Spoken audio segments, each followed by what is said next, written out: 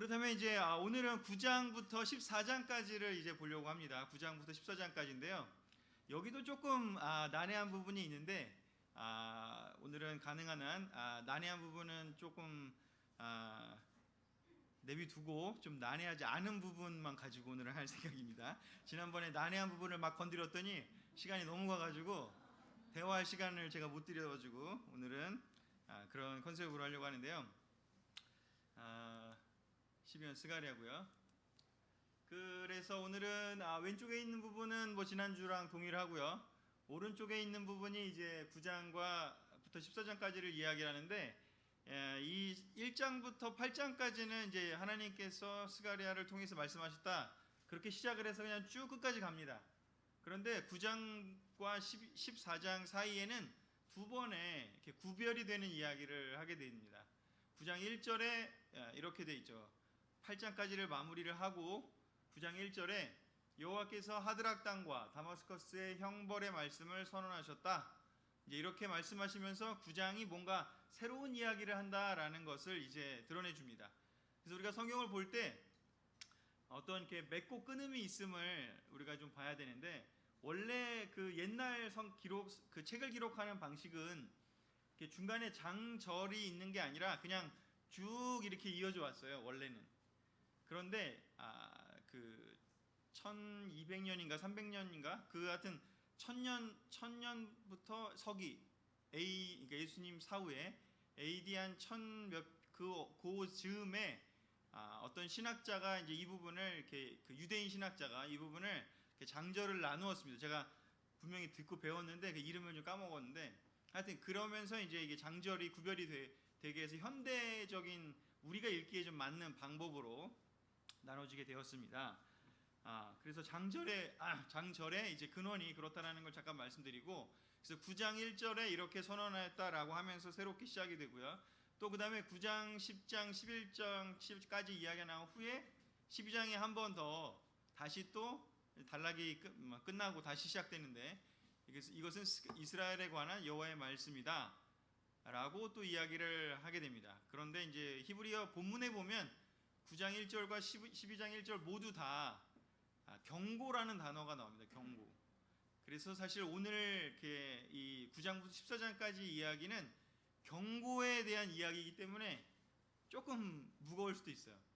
격려보다는 조금 경고에 대한 이야기가 더 들어가 있을 수 있다라는 것을 좀 감안하시고 오늘 같이 들어갔으면 좋을 것 같습니다.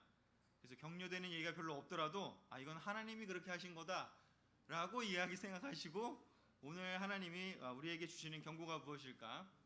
특별히 9장 1절부터 11장까지는 하드락 땅과 다마스커스로 시작되는 그 주변 나라들, 이방 나라들에 대한 경고, 여기는 형벌이라고 번역이 됐는데 히브리어 원어는 이제 경고라는 어떤 의미입니다. 그래서 그 경고란 뜻이고, 12장, 13장, 14장은 이제 이스라엘에 대한, 여기도 그냥 말씀으로만 나오는데 히브리어 본문은 경고라는 그런 단어가 동일하게 쓰여져 있습니다. 그래서 그런 관점으로 보고요. 그 다음에 스가랴에서 제일 중요한 모티프가 있습니다. 중요한 우리가 이해되는 개념이 있는데 바로 양과 목자와 양이라고 하는 우리가 너무나 친숙한 개념 있죠. 그 개념을, 그 모티프를 이 스가랴 9장부터 14장에는 여러 번 나오게 됩니다. 그래서 양과 목자에 대한 이야기, 목자와 양에 대한 이야기를 이곳에서 하게 되기 때문에 그 개념을 좀 가지시고 같이 들어갔으면 좋겠습니다. 자, 스가랴 9장 9절을 같이 읽어보았으면 좋겠습니다. 여기 위에 부분 시온 사람들아부터 같이 읽겠습니다. 시작. 시온 사람들아,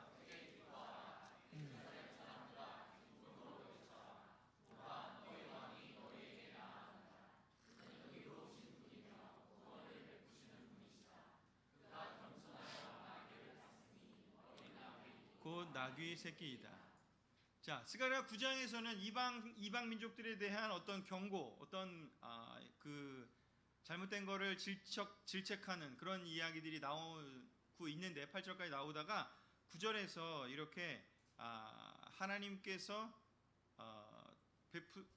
세우실 나라에 한 왕이 나타날 텐데 그 왕이 어떤 왕인지를 설명을 하면서 세상의 왕과 다른 그러한 왕의 모습을 보여주고 있습니다.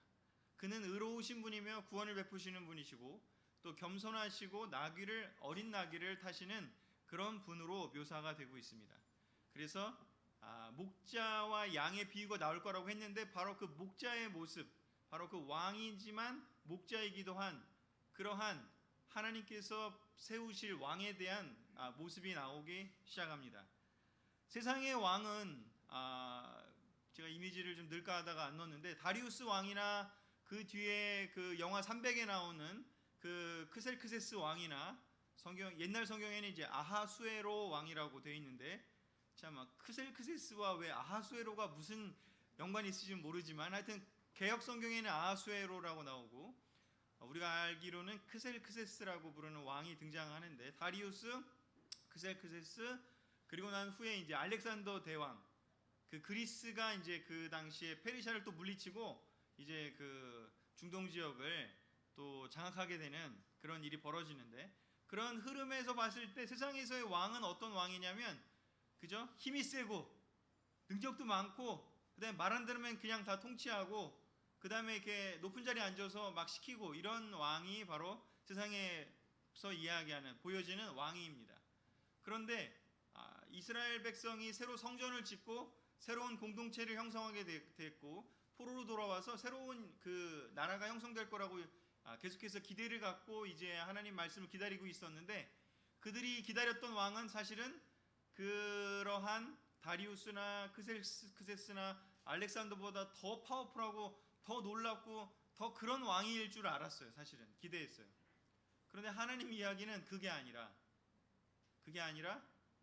겸손하신 왕 바로 나중에 이제 이 구절이 마태복음 21장 1절에서 9절 또 요한복음 12장 12절 19절에서 예수님이 예루살렘에 입성하실 때 그 당시의 모습을 보면서 스가랴의 이 구절이 이루어졌다. 이제 그렇게 이야기하게 되는 바로 그 구절입니다. 스가랴는 이 신약 성경에 여러 구절들이 인용이 되는 그런 책인데 그런 그 예수님을 상징할 뿐만 아니라 이 당시에 그 사람들에게 있어서 하나님이 기다리시는 왕이 하나님이 보여줄 왕이 그들이 기다리는 그런 세상적인 왕과는 전혀 다른 존재라는 것을 이야기를 해주면서 이제 그 목자와 양의 관계에 대해서 이야기를 하게 됩니다. 그래서 우리 또한 우리가 기다리는 왕이 우리가 찾았던 왕이 우리가 크리스찬이 될 때 우리가 순종했던 왕이 바로 누군지 우리의 왕이 바로 예수님이지 않으셨습니까? 그래서 우리가 정말 지금 여전히 우리가 기다리는 우리가 찾았던 그 왕이 바로 예수님인데 우리는 또 다른 왕에 쫓고 있는지는 아닌지를 한번 생각해 보시면서 이 스가랴 9장부터 나오는 부분을 한번 보았으면 좋겠습니다. 그래서 첫 번째 포인트는요. 선한 목자이신 하나님과 그를 따르는 백성들이라고 정했습니다. 선한 목자이신 하나님, 겸손한 어린 나귀를 타고 오시는 선한 목자이신 하나님을 스가랴서에서는 얘기를 하고 있습니다. 또한 이곳에서 그 목자는 그 양은 어떤 일을 벌일 건지 9장 16절과 또 10장 12절에 이렇게 기록하고 있습니다. 같이 읽을까요? 그날에 시작. 그날에 그들이 하나님 여호와께서 목자가 자기 양떼를 구출하듯 자기 백성을 구원하실 것이므로 그들이 면류관의 보석처럼 여호와의 땅에서 빛날 것이다. 내가 내 백성을 강하게 할 것이며 그들은 나를 의지하고 나에게 순종할 것이다. 이것은 나 여호와이다. 아멘. 하나님께서는 자기 스스로를 목자라고 표현하십니다. 그리고 그 목자이신 하나님께서 자기 양떼를 구출할 거라고 이야기를 하고 계십니다. 그리고 그 구출한 왕들은 여호와의 땅에서 다른 곳이 아니라 세상이 아니라 하나님이 정해놓으신 땅에서 빛나는 삶을 살게 될 거라고 이야기합니다. 그래서 이렇게 우리가 빛나는 삶을 살 거다라는 모티프도 또 여러 군데서 나오죠. 다니엘도 나오고 또 빌립보에서 나오는 것처럼 이렇게 빛나는 삶을 살 것에 대한 이야기를 합니다. 그러나 그 빛나는 삶은 어떠한 곳에서 시작이 되는지 바로 하나님께서 통치하시는 땅에서 가능한 것이고 그리고 그 하나님은 어떠한 분이신지 바로 목자라는 것입니다. 그리고 그 목자와 함께 할 때 그 목자는 백성들을 어떻게 하는지 바로 하나님이 그 백성들을 강하게 할 거라고 이야기를 합니다. 우리의 강함이 어디서부터 와야 되는지를 스가랴서에서는 이야기를 하는 것이 바로 하나님을 통해서 우리가 강하게 된다는 것입니다. 우리의 강함이 하나님의 절대적인 선언, 내가 내 백성을 강하게 할 것이다 라는 이 약속에서 시작이 됩니다. 하나님의 이 약속은 그 약속을 듣는 사람이 자격이 얼마나 있는지와 전혀 상관이 없이 이루어지는 하나님의 절대적인 주권적인 행위이십니다. 구약은 뭐 율법으로 구원받는다, 신약은 은혜로 구원받는다. 사실 그렇지 않습니다. 구약도 은혜로 구원받습니다. 구약에서도 하나님이 불쌍히 여기시는 그 사람들을 돌보셨고 그들이 부르짖었기 때문에 그들을 돌아보시긴 했지만 근본적으로는 항상 하나님이 사람들에게 하신 자기의 약속을 지키기 위해서 모든 활동을 하십니다. 그래서 여기서도 이야기하는 것은 무엇인지 내가 내 백성을 강하게 할 거라고. 그렇기 때문에 우리가 중요하게 여겨야 될 것은 내가 하나님의 백성이냐 아니냐가 중요한 거라는 겁니다. 내가 하나님의 양떼인지 아닌지가 중요하다는 것입니다. 하나님의 양은 하나님이 강하게 해주실 텐데 하나님의 양은 그러면 무엇을 할 것이냐? 바로 두 가지를 이야기하고 첫 번째, 하나님을 의지할 거라고요. 우리가 하나님의 양이라면 우리는 하나님을 의지할 겁니다. 여러분 요즘 하나님을 의지하고 계십니까? 아니면 계속해서 자기를 의지하고 또는 세상의 권력을 의지하고 또는 세상에서 이야기하는 돈이나 아니면 어떤 힘 그런 것들을 의지하고 있는지 우리가 돌아봐야 됩니다. 하나님의 양은 하나님의 백성은 하나님을 의지해야 합니다. 첫 번째로. 두 번째는 하나님께 순종해야 합니다. 하나님의 말씀에 순종하는 양이 바로 하나님의 백성이지 하나님이 뭘 얘기를 했는데도 순종하지 않고 난 그건 할 수 없어요. 나는 그냥 그건 하고 싶지 않아요. 나는 그걸 하기에는 너무 맞지 않아요. 라고 이야기하면서 순종을 거부할 것인지 사실 이야기하고 있습니다.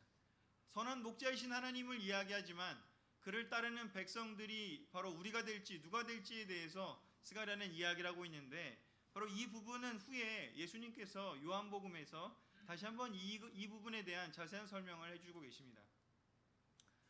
이 목자와 양에 대한 모티프가 굉장히 중요한 스가랴 9장부터 14장의 모티프이기 때문에 이 부분만 우리가 잘 이해해도 스가랴서의 뒷부분을 너무나 잘 이해할 수 있다고 보여집니다. 앞에서 1장부터 8장까지는 하나님의 나라를 바로 그 성전을 건축하는 것을 이야기했다면 9장부터 14장까지는 그럼 그 성전에 누가 살 것이냐? 바로 하나님이 통치하실 것이고 하나님을 따르는 백성들인 양들이 그 안에 살 것이다. 그런 개념이 들어가는데 바로 그 안에 우리에 대한 이야기가 들어있기 때문에 매우 중요한 이야기가 됩니다. 요한복음에서 10장 33절에서 5절에 바로 이 스가랴에서 한 이야기와 공통된 이야기를 하고 있습니다. 우리 같이 읽어보겠습니다. 시작. 문지기는 그에게 문을 열어주고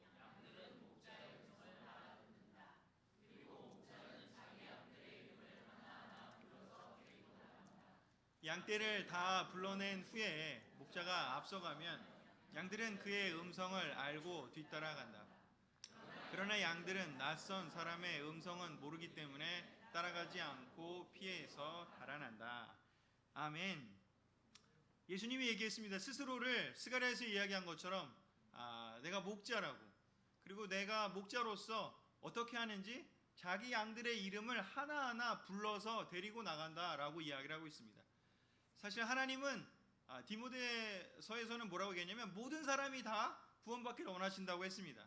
달리 말하면 하나님은 모든 사람의 이름을 어쩌면 다 불러서 데리고 가시고 싶어 하셨을 것입니다. 그렇게 하나님은 모든 한 명 한 명의 이름을 다 알고 한 명 한 명을 다 부르신다는 이야기죠. 예수님이 또 마태복음이나 누가복음에 뭐라고 표현하셨는지 우리 한 명 한 명의 머리카락까지 다 세고 계신다라고 표현을 했습니다. 여러분들의 모든 생각과 걱정 아니면 마음에 있는 감정 그 모든 것들을 옆에 있는 남편은 아내는 못 알아주고 자녀들도 못 알아주고 친구들도 못 알아줄 수 있지만 하나님은 다 알고 계시고 하나하나 다 세고 계신다는 것을 기억해야 합니다. 그 양떼를 다 불러내면 목자가 앞서가면 양들은 그의 음성을 알고 뒤따라간대요. 이것이 바로 양과 목자의 관계를 이야기하고 있습니다. 바로 스가랴에서의 좀 아까 본 것과 같이 하나님이 그들을 강하게 하고 하나님이 그들을 불러내고 그리고 양들은 하나님을 의지하고 목자를 의지하고 순종하는 것을 예수님은 이렇게 또 표현을 했습니다. 그러나 양들은 낯선 사람의 음성은 모르기 때문에 따라가지 않고 피해서 달아난다고요. 예수님이 목자인 양은 절대 예수님이 아닌 다른 존재가 부르면 따라가지 않습니다. 그런데 우리가 진짜 하나님이 선택한 하나님이 부르신 양인지 아닌지를 알 수 있는 방법은 간단합니다. 바로 예수님의 음성을 들려주고 예수님의 음성을 그대로 따라가는지 아닌지만 확인하면 됩니다. 왜냐하면 우리의 양이 아니라 예수님의 양이기 때문인 거죠. 그래서 우리의 관계가 성경 공부를 하고 또 여러 가지 우리가 시간을 보내고 서로 이렇게 제자들끼리 시간도 보내고 여러 가지 이야기할 수 있습니다. 그러나 가장 우리가 사람들의 진짜 모습이 드러나는 것은 간단합니다. 우리가 지금 뭐 하나님이나 예수님을 이렇게 알라딘 마법 램프에서 이렇게 꺼내 갖고서 이렇게 지니야 나와 이렇게 하듯이 딱 보여줄 수는 없지 않습니까? 요즘 영화도 나오지만 그렇게 할 수 없지만 우리에게는 딱 있습니다. 무엇인지 우리가 성경을 어떻게 우리가 대하는지를 보면 사람들을 알 수가 있습니다. 왜냐하면 성경에 하나님 그리고 예수님 그 진정한 목자 대신 진정한 주인 대신 바로 그 하나님 진정한 왕 대신 그 하나님의 음성이 들어있기 때문이죠. 그래서 어떤 사람들에게 성경을 이렇게 같이 들여다보고 함께 이야기하고 나눴을 때 그들이 하는 반응이 여기 나온 것처럼 이건 내 목자가 하는 얘기가 맞구나 이러면서 이렇게 잘 따라오는지 아니면은 성경을 거부하고 자기 뜻을 더 많이 이야기하는지를 들여다보면 성경을 거부하는 양에게 우리가 아무리 이야기해봐야 사실은 효과가 없을 수밖에 없다라는 거죠.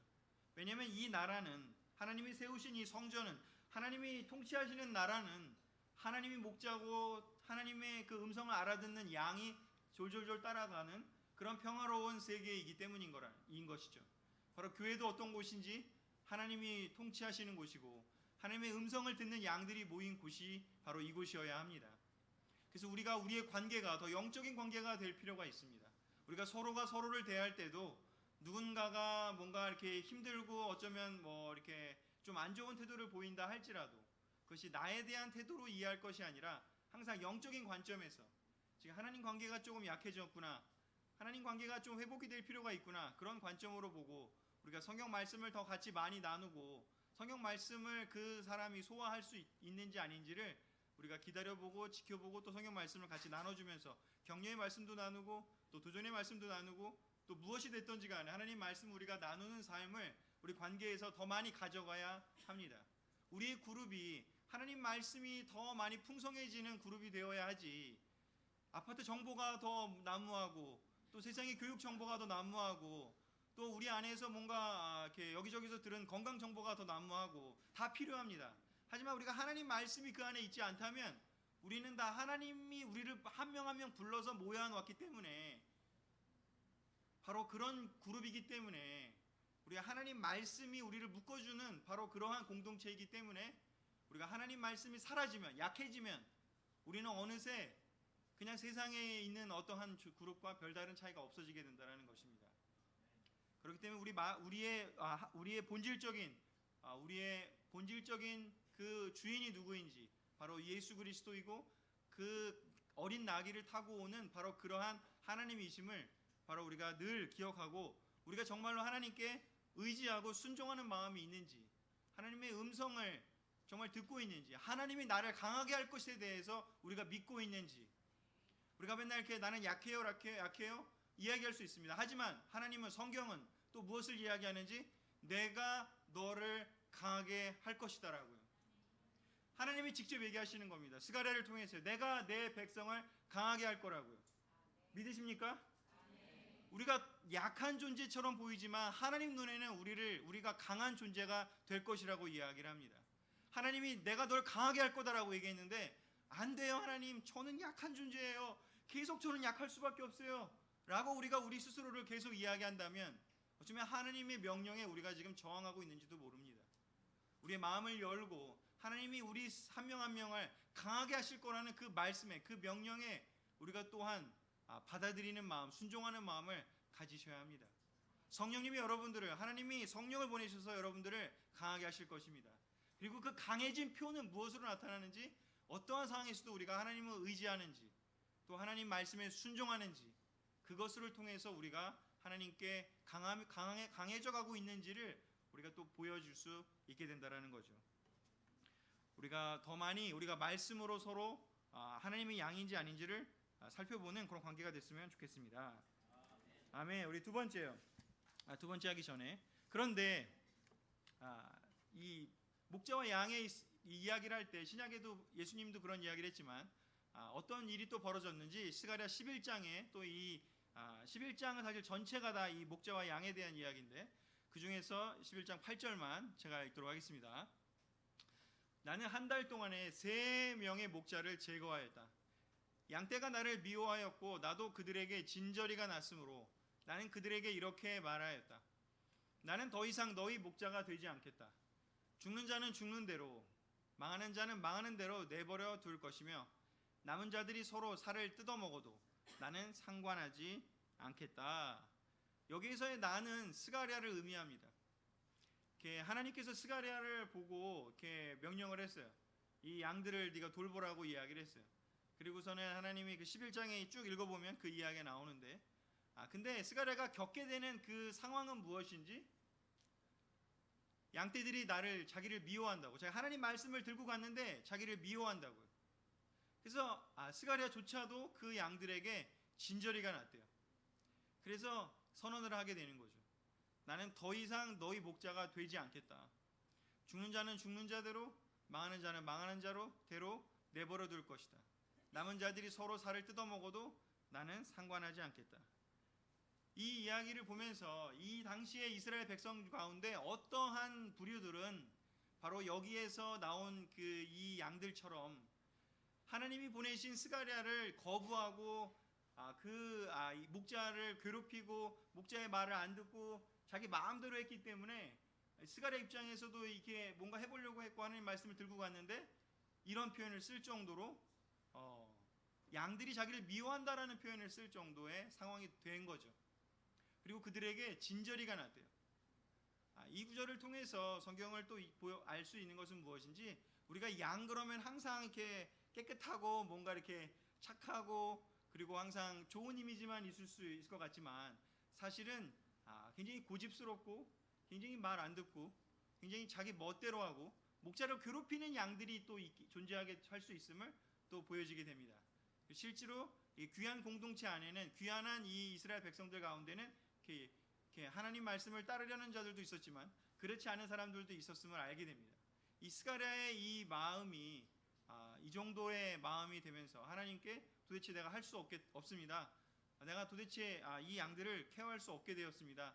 라고 이야기를 하는 걸 보면서 우리는 이 양들의 태도에 대해서 다시 한번 또 보게 되는 것 같습니다. 아까 본 것처럼 예수님이 불렀을 때 예수님의 양은 예수님의 말씀을 잘 따라서 간다고 했는데 예수님의 말씀을 잘 따라가지 않는 양들이 우리 안에 공동체 안에 존재하게 된다면 바로 목자는 어떤 선언을 할 수밖에 없는지 어쩌면 스가랴를 통해서 하나님이 또 선언하는 것일 수도 있습니다. 나는 너희를 돌보고 싶어도 너희가 내 말에 순종하지 않고 따르지 않으면 내가 너희 목자가 될 수 없다라고 그렇게 또 선언할 수밖에 없다. 나는 상관하지 않겠다라고 선언할 수밖에 없다라는 상황이 존재할 수 있음을 이야기를 합니다. 그래서 우리가 양으로서 하나님께 어떤 태도를 가지고 있는지, 하나님이 우리를 보고 이런 말을 하시면 얼마나 우리 두렵겠습니까? 야, 이제 너 더 이상 내가 너 목자 못할 것 같아. 내가 너 목자 하려고 그랬더니 너무 힘들어. 아니 내가 너 이렇게 하라고 하는데도 안 하고 저렇게 하라는데도 안 하고 뭐 하자고 그러면은 막 왜 그렇게 하냐고 따지고 뭐 이렇게 말 안 듣고 계속해서 나를 힘들게 하면 나 도저히 못하겠다고. 하나님이 이렇게 선언을 이 스가랴를 통해서 어쩌면 하실 수도 있음을 보여준 장면입니다. 실제로 다른 어떤 모세가 그런 선언을 하기도 하고 또 다른 많은 예언자들의 삶이나 또는 바울이 출교를 명하면서 어떤 사람들한테 그런 이야기를 할 수밖에 없고 교회의 공동체를 지키기 위해서 그런 일들을 했던 신약의 이야기들을 보면서 바로 이들의 지금 상황도 귀환해서 기쁜 마음으로 왔지만 그 안에 하나님에 대한 마음이 이렇게 갈라져 있는 그런 여러 종류의 사람들이 있음을 또 보게 됩니다. 그래서 다시 한번 오늘 제가 시작할 때부터 약간 경고의 그 말이라고 해서 이 이야기들이 나온다고 했기 때문에 이 첫 번째 바로 우리가 선한 하나님의 양인지 아니면 정말 우리가 고집스럽게 우리를 이렇게 하나님이 우리를 인도하기 어렵게 하는 양인지 우리가 좀 돌아보는 시간 됐었으면 좋겠습니다. 자, 두 번째는요. 그러면은 양들의 그런 문제를 이야기했다면 또 다른 문제들에 대해서 스가랴서는 또 이야기를 하고 있습니다. 우리 10장 2절에서 3절 B절을 우리 이태경 형제가 좀 크게 읽어주실까요? 읽겠습니다. 우상은 거짓을 말하며 점쟁이는 헛된 환상을 보고 거짓된 꿈을 말하니 그 위로가 헛될 뿐이다. 그러므로 백성들이 양처럼 방황하며 목자가 없으므로 어려움을 당하고 있다. 여호와께서 말씀하신다. 목자들에 대하여 타오르는 분노를 금할 수 없구나. 내가 숫 염소 같은 지도자들을 벌할 것이다. 아멘. 감사합니다. 자, 스가랴 10장 2절에서 3절에서는 또 이렇게 이야기를 하고 있습니다. 우상은 거짓을 말하며 점쟁이는 헛된 환상을 보고 거짓 꿈을 말하니 그 위로가 헛될 뿐이다. 그래서 여기서는 반대로 이번에는 어떤 그 목자들에 대해서 분노에 대한 표현을 하고 있습니다. 그 당시에 있었던 어떤 지도자들, 목자 역할을 하는 사람들 중에서 하나님의 분노를 금할 수 없는 어떤 표현을 하고 있습니다. 그런데 이 하나님이 분노하시는 이 목자들의 특징이 무엇인지 바로 그 앞에 있는 부분을 이야기하고 있습니다. 바로 무엇인지 이들이 특징이 뭐냐면 거짓을 말한다는 겁니다. 진실을 이야기하지 않는다는 겁니다. 아까 본 것처럼 스가랴 11장에 나오는 그 스가랴는 솔직하게 이야기했어요. 양들한테 이 좋은 건 좋은 거고 만약에 옳지 않으면 옳지 않은 거고 진실을 이야기했는데 이 거짓 목자, 이 사꾼 목자는 이 숫 염소 같은 목자라고 표현하는 이들은 무슨 일을 했냐면 거짓을 말하고요, 진실을 이야기하지 않았고, 두 번째는 헛된 환상을 보고 거짓 꿈을 말해서 그 위로를 했는데 그 위로가 뭐냐면 헛된 위로라 그래요. 바로 거짓 그 지도자들의 특징은 뭐냐면 헛된 위로를 주는 사람들이라는 겁니다. 이 스가랴뿐만 아니라 그 앞에 나와 있는 아모스부터 호세아, 아모스부터 쭉 이야기하는 그 많은 과정 중에 예레미야나 아니면은 그 아모스나 또 미가를 괴롭혔던 그런 거짓 예언자들이 존재했음을 알 수 있습니다. 이 스가랴 시대에도 여전히 그렇게 포로로 끌려가서 고생하고 다시 돌아올 정도의 고통을 당했는데도 불구하고 어떠한 상황이었는지 바로 이 거짓 목자들이 여전히 존재했다라는 겁니다. 이 거짓 목자들의 특징이 바로 헛된 위로를 했다라는 건데, 이 헛된 위로가 바로 무엇이냐면 백성들이 듣고 싶은 얘기만 해줬다는 겁니다. 하나님이 전해준 이야기를 하는 것이 진실된 이야기라면 그 백성들이 그냥 듣고 싶은 이야기, 너가 평안하다, 괜찮다 그런 이야기만을 했기 때문에 양들이 계속해서 자기 멋대로 방황하고 목자가 없어서 어려움을 겪고 있다라고 이야기를 하는 거죠. 그래서 요한복음에 또 뭐라고 이야기를 하는지 10장 12절 13절에요. 같이 읽겠습니다. 시작. 삭구는 목자가 아니고 양도 자기 양이 아니므로 이리가 오는 것을 보면 양을 버리고 달아난다. 그래서 이리가 양들을 물어가고 양떼를 흩어버린다. 그가 달아나는 것은 삭군이므로 양들에게 관심이 없기 때문입니다. 예수님은 그 삭군 목자에 대해서 숫 염소 같은 목자라고 표현한 스가랴와 달리 삭군 목자라는 표현을 썼습니다. 그 삭군 목자는 특징이 뭐냐면 진짜 그 양들에게 관심이 없다라는 겁니다. 자기 자신에게 관심이 있다라는 겁니다. 어쩌면 스가랴에서 이야기하는 그 목자들과 유사합니다. 그 목자들도 자기 신변에만 관심이 있었기 때문에 그 듣는 사람이 좋은 얘기 해줘서 그 사람이 자기한테 나쁜 감정 갖지 않게, 그 사람이 그 듣는 사람이 원하는 위로를 해줘서 그 사람이 자기를 탓하지 않게, 목표가 어디 있냐면 자기 자신에 있다라는 겁니다. 공통점이 삭군들과 숫 염소 같은 그 목자의 공통점은 뭐냐면 양들에게는 관심이 없다라는 겁니다. 스가랴는 양들에게 관심이 있었고 하나님의 양들에게 관심이 있었습니다. 그렇기 때문에 그 양들이 진짜 어디로 가야 하는지, 무엇을 해야 하는지, 이대로 가면은 어떠한 위험이 오는지 그 이야기를 해주기를 원했습니다.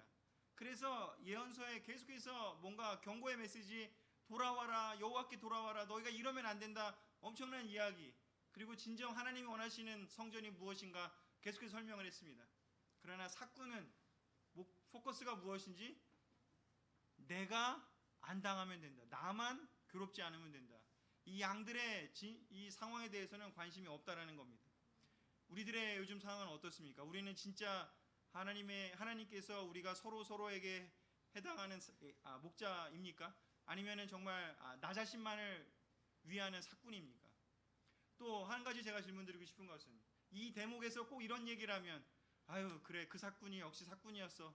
그 목자가 바로 그 여기서 얘기하는 그 목자였어 하면서 나는 양이고 항상 다른 사람만 그 목자로 생각하는 부분이 있지 않은지요. 여러분 이제 더 이상 이런 이야기 나올 때 목자로서의 자기 자신을 돌아보시기를 권하고 싶습니다. 우리가 영크리스찬이라는 그런 이야기를 솔직히 하고 싶지 않지만 시간이 지나서 뭔가 이제 더 이상 나도 이제 이 교회의 한 일원이 됐고 나도 이제 더 이상 영크리스찬이 아니야 라고 얘기하는 순간 여러분은 이제 어떤 길을 가게 되는 것인지 목자의 길을 가는 것입니다.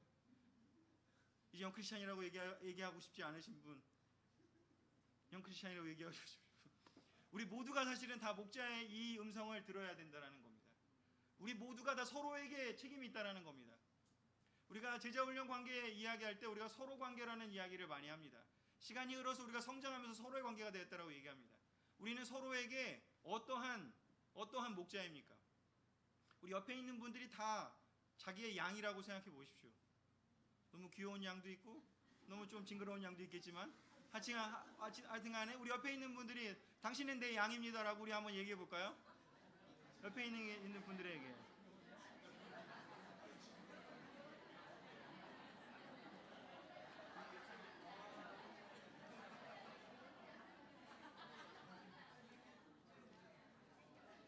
성경에 바이블톡 인도자만 목자다 그런 표현이 있나요? 신약 성경에 올드 크리스찬만 목자다 그런 이야기 있나요? 아무 그 이야기 없습니다. 항상 모든 제자가 다 목자가 될 것을 예수님은 꿈꾸셨습니다. 밖에 나가서 잃어버린 양들을 더 구해내는 그런 목자가 되기를 원하셨습니다. 우리는 어떤 목자입니까? 우리는 사꾼입니까? 상대방이 옆에 있는 양들이 우리의 양들이 지금 옆에 양들이라고 분명히 다 이야기했는데 우리의 양들이 정말 이리가 물어뜯어갖고 있기 때문에 마음이 아프십니까? 아니면 나한테 조금 어떤 태도를 보이고 어떤 안 좋은 모습을 보이고 했기 때문에 마음이 아픕니까? 우리 자녀에 대해서도 제 이야기 드리고 있습니다. 부모님 여러분에게 이야기 드리고 있습니다. 자녀의 관계가 그 말 잘 듣던 아이가 부모인 나에게 이제 막 대들고 반항하고 해서 자존심 상하고 뭐 기분 나쁘고 제가 안 그랬던데 왜 이렇게 나를 괴롭게 하지 때문에 여러분 아프십니까? 아니면 그 아이가 정말 하나님께로 못 가고 멀어져 가기 때문에 마음이 아프십니까? 무엇 때문에 아프십니까? 옆에 있는 형제자매들의 상태를 보면서요. 저 사람이 지금 하나님과 멀어지고 있기 때문에 마음이 아픕니까? 아니면 나한테 조금 힘들게 하기 때문에 아픕니까? 우린 무슨 기도를 하고 있고 무슨 태도를 가지고 있습니까? 바이브톡 인도자도 여러분의 양입니다. 멤버 여러분들에게 이야기하고 싶습니다. 바이브톡 인도자들을 불쌍히 여기십시오. 그들도 양입니다. 언제까지 그들만 여러분들에게 주어야 합니까? 물론 그렇지 않을 거라고 믿습니다. 하지만 제가 다시 한번 상기시켜드리고 싶습니다. 우리가 서로가 서로에게 목자이고 서로가 서로에게 양임을 우리는 기억하기를 저는 간곡히 부탁드리고 싶습니다. 마지막이요. 연단하고 시험하시어 깨끗게 하시는 하나님. 스가랴 13장 7절에서 9절입니다. 같이 읽겠습니다. 시작. 전능하신 여호와께서 다시 말씀하셨다. 가라 깨어서 내 목자 곧 내 짝을 쳐라. 목자를 치면 양들이 흩어질 것이다. 내가 내 백성을 칠 것이니 온 땅에서 3분의 2가 죽음을 당하고 내 백성의 3분의 1만 남을 것이다. 불 속에서 던져 은과 금을 정련하듯이 그들을 연단하고 시험할 것이다. 그때 그들이 내 이름을 부를 것이며 나는 그들에게 대답할 것이다. 내가 그들에게 이들은 내 백성이다 하고 말할 것이며 그들은 여호와가 우리 하나님이다 하고 말할 것이다. 아멘. 이 스가랴서 9장에서 14장을 잘 읽어보면 계속해서 목자와 양에 대한 이야기가 나오면서 이방민족도 얘기했다가 이스라엘 백성도 얘기했다가 이렇게 하십니다. 그러나 13장에서 하나님이 이야기하시는 것 중에 하나는 무엇인지 가라 깨어서 내 목자 곧 내 짝을 쳐라. 목자를 치면 양들이 흩어질 것이다. 내가 내 백성을 칠 것이니 온 땅의 3분의 2가 죽임을 당하고 3분의 1만 남을 것이다 라고 이야기를 하면서 남은 그 3분의 1을 불 속에 던져 은과 금을 정련하듯 그들을 연단하고 시험할 것이라고 이야기를 하십니다. 그리고 남아있는 사람들 가운데서 그들의 이름을 부를 것이고 그리고 그들이 이들은 내 백성이다 하고 말할 것이라고 이야기를 합니다. 하나님은 이 스가랴를 통해서 그 포로된 공동체가 모두가 다 하나님 백성이기를 원했는데 계속해서 고집 부리고 스가랴의 말도 안 듣고 하는 그 백성들이 있는 걸 보시면서 선언하고 계십니다. 이제 목자를 치어서 양들이 없어지게 할 것이라고, 백성을 칠 것이라고 이야기를 합니다. 그리고 그 남은 사람들 가운데서 정련을 할 것이라고 이야기를 합니다. 신약 성경에 히브리서에도 나오고 사실 여러 군데에서 이런 이야기들을 예수님도 하시고 바울도 하고 베드로도 하고 요한도 합니다. 계시록에도 이야기를 합니다.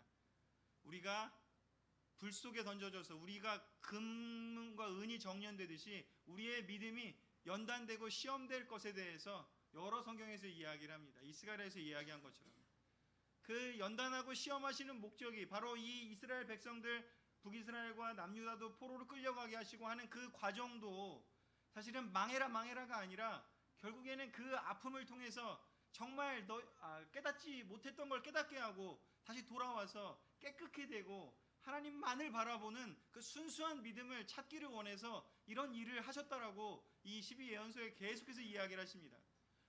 그랬는데 돌아와서 그 고통을 당하고 돌아왔는데도 불구하고 여전히 전부 다 회개하고 올바른 신앙을 갖고 있지 못함을 알게 된 것입니다. 그냥 단순히 포로 끌려가서 어려움 겪었다고 해서 우리 인생에서 그냥 어려움을 겪었다고 해서 고난을 겪었다고 해서 그냥 믿음이 정련되지는 않는다는 것을 이 상황을 통해서 우리는 또 볼 수 있습니다. 내가 너무나 고통스러운 시간을 겪어서 그것 자체가 우리가 연단되고 정련되었다는 걸 뜻하는 건 아니라는 거죠. 그 과정을 통해서 오히려 하나님을 보는 사람도 존재하지만 그 과정을 통해서 오히려 원망하고 미워하고 오히려 세상을 더 크게 보고 오히려 하나님을 더 멀리하게 되는 그런 일이 벌어질 수도 있다는 거죠. 바로 이 스가랴를 통해서 하나님은 다시 한번 이스라엘 백성들에게 이야기합니다.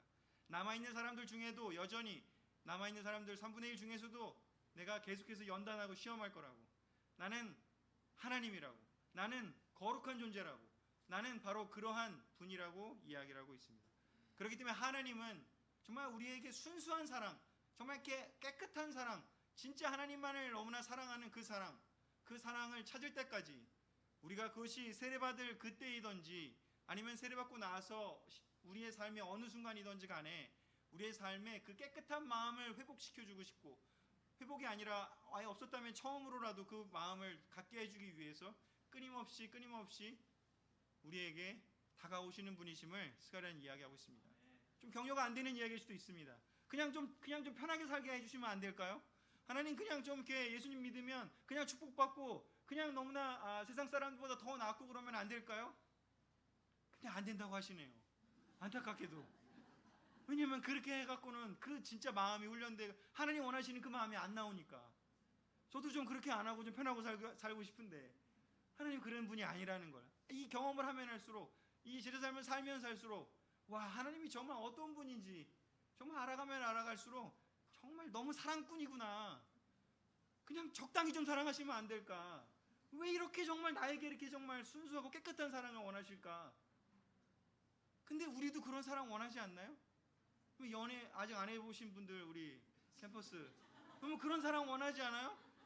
막 나랑 결혼할 그 상대가 정말 나만을 바라보고 막 그 깨끗하게 정말 1.1에게 그거 없이 너무 이렇게 사랑하는 그런 너무나 아름다운 사랑을 원하시지 않나요? 원한다고 얘기해 주세요, 여러분. 거짓말하지 말고. 우리도 그런 결혼부 여러분들에게 이야기하고 싶어요. 우리 그런 사랑을 원했지 않습니까? 근데 이젠 기대하지 않는 건가요? 살아보니 그거는 한계, 내가 잠수해간 거야 이러시나요? 네, 하나님은 그런 사랑을 원하세요. 이상의 어떤 러브스토리보다, 이상의 어떤 영화보다 더 강한 모티브, 더 강한 사랑의 굶주려서가 아니라 그게 우리에게 유익하니까, 우리를 그렇게 만들고 싶으시니까, 본인이 그러신 분이고 우리도 그러길 원하니까 그렇게 연단하고 시험하시기를 이야기하시는 분이 하나님임을 보여주고 계십니다. 마지막 구절입니다. 로마서 11장 11장 22절 같이 읽어보겠습니다. 그러므로 시작. 그러므로 여러분은 하나님의 자비로우심과 넘어진 사람들에게는 하나님이 엄하게 다스렸습니다. 그러나 여러분이 계속 하나님의 은총 가운데 있으면 여러분에게는 자비를 베푸실 것입니다. 그렇지 않을 때에도는 여러분도 잘리게 될 것입니다. 바울은 이야기합니다. 하나님은 자비로우신 분이시라고, 은혜로우신 분이시라고요. 하지만 엄하심도 있다고 이야기를 합니다. 우리가 하나님의 사랑만 갈구하는 마음이 우리에게 존재하지만 하나님은 엄하신 분이시기도 합니다. 왜냐하면 그 연단, 그 단련하심을 통해서 하나님이 우리에게 원하시는 그 마음을 얻을 때까지 정말 우리를 너무 사랑하시기 때문에 우리에게 계속해서 우리에게 하나님은 도전하실 것입니다. 우리가 그 도전에 어떻게 다가갈 것인지, 계속해서 하나님을 의지하고 순종하고 하나님이 날 강하게 하실 걸 믿고 하는 그 믿음 가운데 계속해서 살 것인지, 그 은혜 가운데 계속 있을 것인지, 아니게 될 것, 떠날 것인지 결정은 우리가 할 것입니다. 바로 우리가 그 하나님의 연단에 모두 다 기쁜 마음으로 참여해서 우리의 마음을 순수하게 정말 하나님께 더 가까이 다가가서 하나님과 진정으로 교제할 수 있는 그런 사람이 되는 것에 대한 꿈을 하나님은 스가랴를 통해서 가지시기를 원하셨음을 마지막으로 전하면서 말씀 마치도록 하겠습니다.